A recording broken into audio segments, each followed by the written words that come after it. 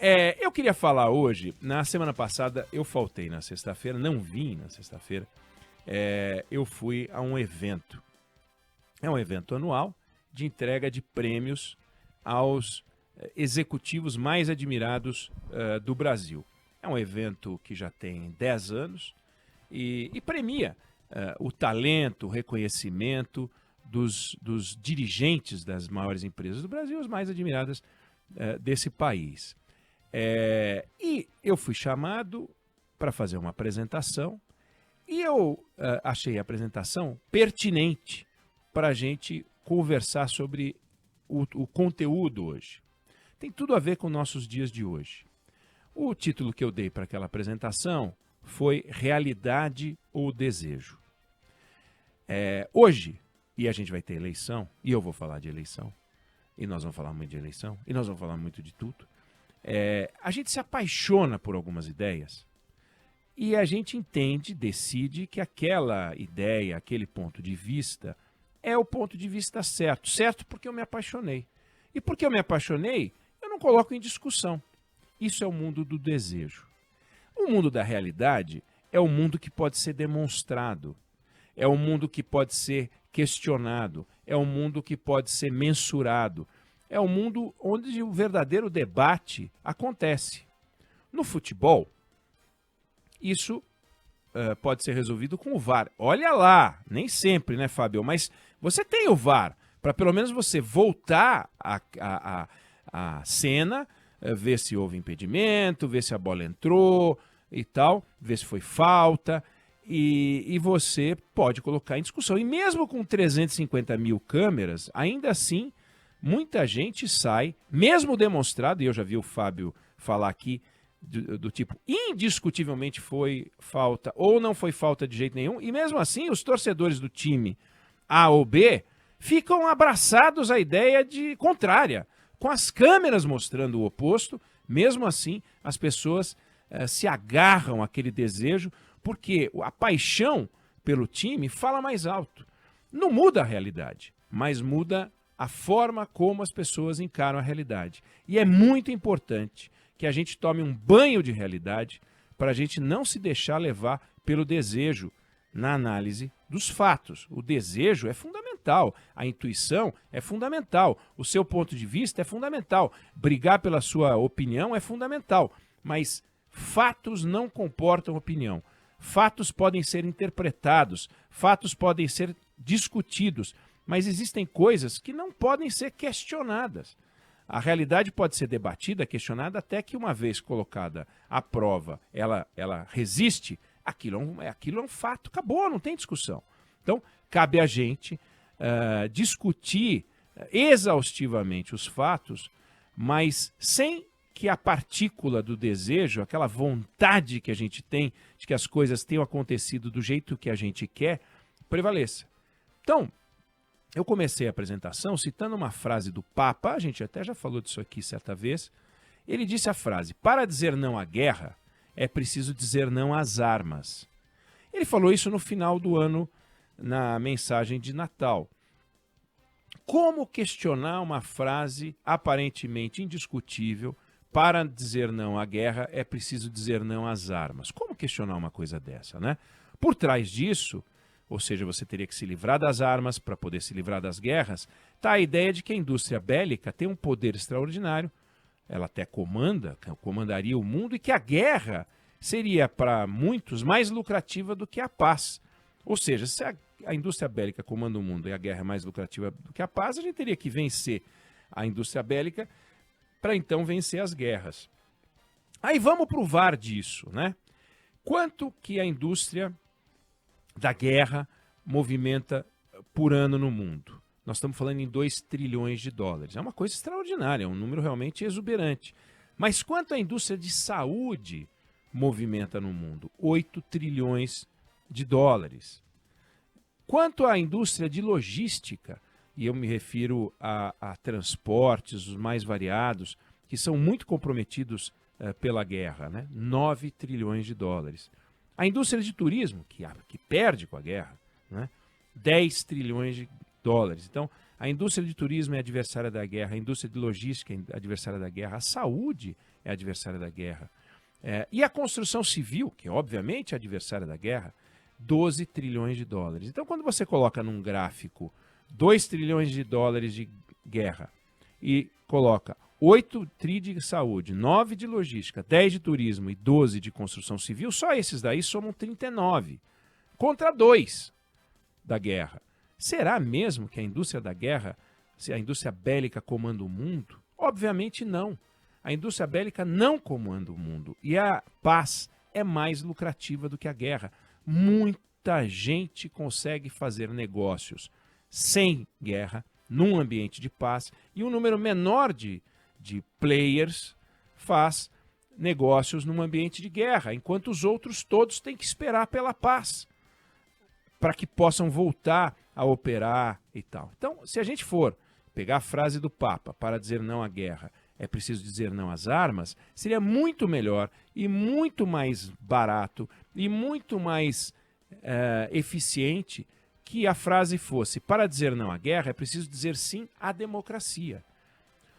Ou seja, num mundo de democracia, você não tem a guerra porque países democráticos não guerreiam entre si. Você não vai achar os Estados Unidos guerreando com o Canadá, os Estados Unidos guerreando com o México, o Brasil guerreando com a Argentina. Não tem. Países democráticos não guerreiam entre si. Quem é o malandro que está atacando a Guiana? A Venezuela, Maduro. Não é um país democrático. É ele que fala em invadir a Guiana. Não é a França brigando com a Inglaterra. É isso que é importante. Então, países democráticos não guerreiam entre si. Por quê? Porque eles preferem fazer trocas comerciais. Isso é muito importante. Então, uma frase aparentemente indiscutível, como essa a que me referi, para vencer, para dizer não às guerras é preciso dizer não às armas, na verdade, para dizer não às guerras é preciso dizer sim à democracia. E não às armas.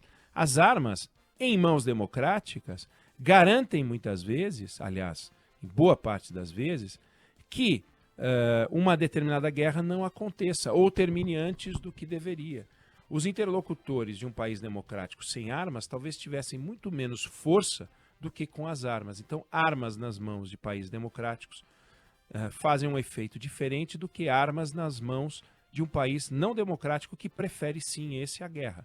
Mas não é verdade dizer que é preciso vencer as armas, é preciso vencer as ditaduras, é preciso vencer os governos autoritários, é preciso vencer esse lado complexo que você vai olhar em países que não são desenvolvidos socialmente, onde a sociedade dos seus próprios países pagam uma conta alta.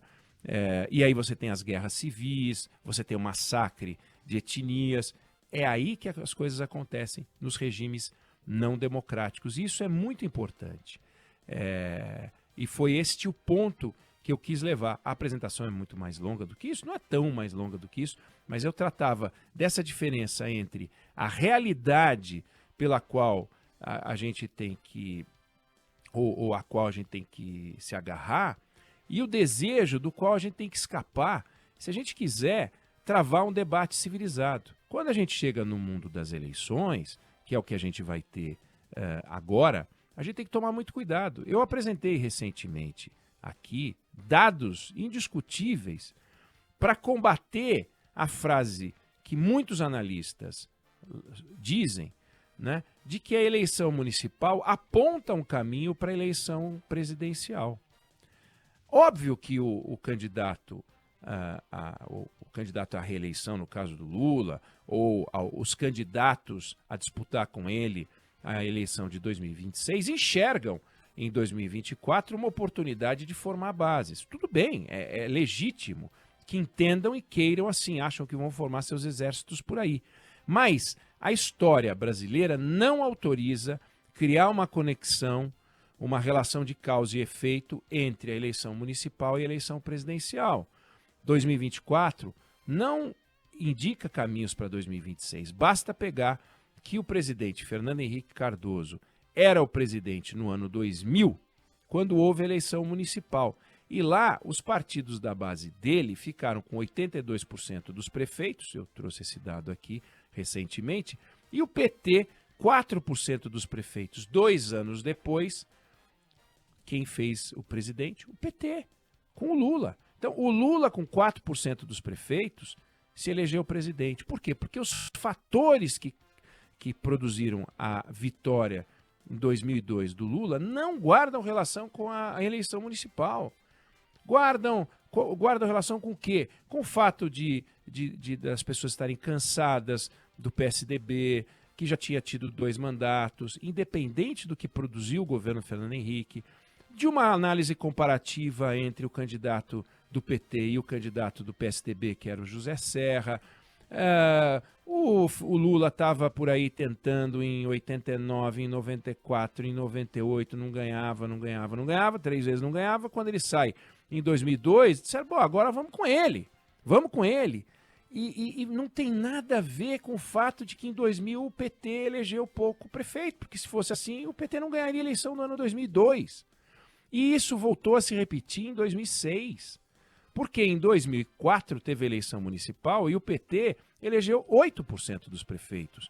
Os partidos da base do Fernando Henrique antigo elegeram 73% dos prefeitos. Por que em 2006 o PSDB não voltou à presidência? Por essa lógica, deveria ter voltado, mas não.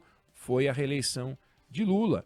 Ah, mas a reeleição distorce tudo. Bom, mas nós teremos reeleição, a possibilidade de reeleição em 2026. Por que então 2006 não vale, né? Então, este dado que é importante e vale para a gente com todas as discussões que a gente vai ter daqui para frente sobre tudo, sobre vacina, sobre eleição, sobre Banco Central independente, sobre economia, tudo. Não permita que o desejo interfira na sua interpretação. Guarde o seu desejo para as coisas que o mundo do desejo lidera e comanda. A paixão, o amor, o carinho, a fraternidade, as relações entre as pessoas, a paixão por alguém, família. Mas tomada de decisões tem que ser feitas com base na realidade. Porque o mundo do desejo nos atrapalha. Ah, mas eu sou um ser mais intuitivo. Eu respeito a sua intuição. E entre a dúvida e a intuição, siga a intuição. A sua intuição, resultado da sua experiência vivida, conta muitos pontos. Mas não admita uma discussão ou não perca seu tempo discutindo com alguém, por exemplo, que se apaixonou pelo argumento sem que tenha munição para sustentar. É a lógica do VAR. As câmeras mostram e ainda assim o torcedor diz que não foi o que foi porque ele está apaixonado por aquilo.